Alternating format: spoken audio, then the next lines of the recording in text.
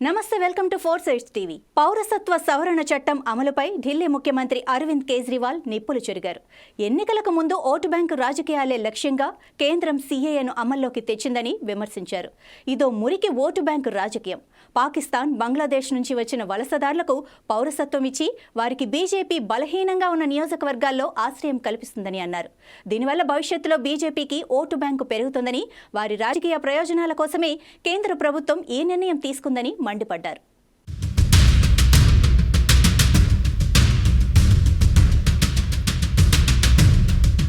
ఇప్పటికే దేశంలో ఉన్న నిరుద్యోగం, ద్రవ్యోల్బణం సమస్యలను పరిష్కరించకుండా కేంద్రం సీఏఏ గురించి మాట్లాడుతోందని ఢిల్లీ ముఖ్యమంత్రి అరవింద్ కేజ్రీవాల్ అన్నారు. 2014కు ముందు భారత్కు వచ్చిన వారికి పౌరసత్వం ఇస్తామంటున్నారని, కానీ ఒకసారి తలుపులు తెరిచిన తర్వాత మిగిలిన వారు ఊరుకుంటారా? పెద్ద సంఖ్యలో వలసదారులు భారతదేశంలోకి రావటం ప్రారంభిస్తారని అన్నారు. 3 దేశాల్లో 30 మిలియన్లకు పైగా మైనార్టీలు నివసిస్తున్నారని, 15 మిలియన్ల మంది భారత్కు వచ్చినా వారు ఎక్కడ స్థిరపడతారని, వారికి ఉద్యోగాలు ఎవరిస్తారని ప్రశ్నించారు.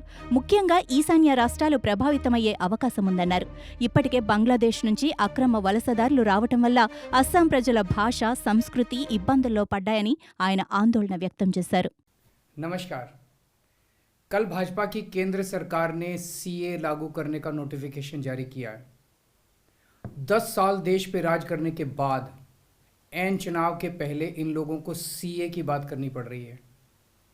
अगर 10 साल में कुछ अच्छा काम कर लेते तो शायद आज सीए की जगह अपने कामों पे वोट मांग रहे होते। आज देश के सामने सबसे बड़ी समस्या महंगाई और बेरोज़गारी की है। किसी को भी घर चलाना मुश्किल हो रहा है, इतनी ज़्यादा महंगाई हो गई है, कमर तोड़ महंगाई हो रही है। उधर हमारे युवा दर दर की ठोकरें खा रहे हैं रोज़गार के लिए, उनके ऊपर डंडे लाठियाँ बरसाई जा रही हैं।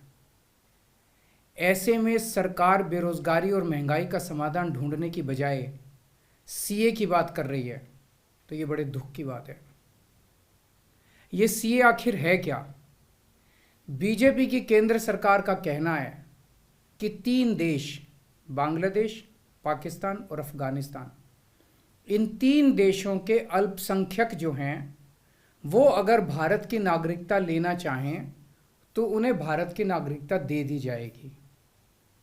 इसका मतलब बड़ी संख्या में यहाँ से अल्पसंख्यकों को हमारे देश में लाया जाएगा, उनको रोज़गार दिए जाएंगे, उनके लिए घर बनाए जाएंगे, उनको यहाँ बसाया जाएगा। अजीब बात है ना।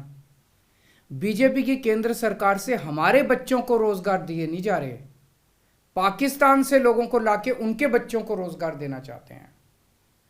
हमारे लोगों के पास तो घर नहीं है, भारत के तो ढेरों लोग बेघर हैं, लेकिन बीजेपी वाले पाकिस्तान से लोगों को लाके उन्हें भारत में बसाना चाहते हैं, उनको घर देना चाहते हैं। हमारे रोज़गार उनके बच्चों को देना चाहते हैं, हमारे हक के घर उनमें पाकिस्तानियों को बसाना चाहते हैं। भारत सरकार का जो सरकारी पैसा हमारे परिवार और देश के विकास पे खर्च होना चाहिए, वो पैसा पाकिस्तानियों को भारत में बसाने पे खर्च किया जाएगा। इन 3 देशों में लगभग 2.5 से 3 करोड़ अल्पसंख्यक हैं। ये तीनों बहुत गरीब देश हैं। जैसे ही भारत के दरवाजे खुलेंगे, इन 3 देशों से भारी भीड़ हमारे भारत में आ जाएगी। अगर इन 2.5-3 करोड़ में से 1.5 करोड़ लोग भी भारत आ गए तो कौन देगा इनको रोज़गार? कहाँ बसाओगे इनको? बीजेपी वाले अपने घर में बसाएंगे क्या इनको? इनके अपने घर में रखेंगे क्या इनको? बीजेपी वाले देंगे क्या इनको रोज़गार? कौन देगा इनको रोज़गार? तो प्रश्न उठता है कि बीजेपी ऐसा क्यों कर रही है। कई लोगों से मैंने बात की,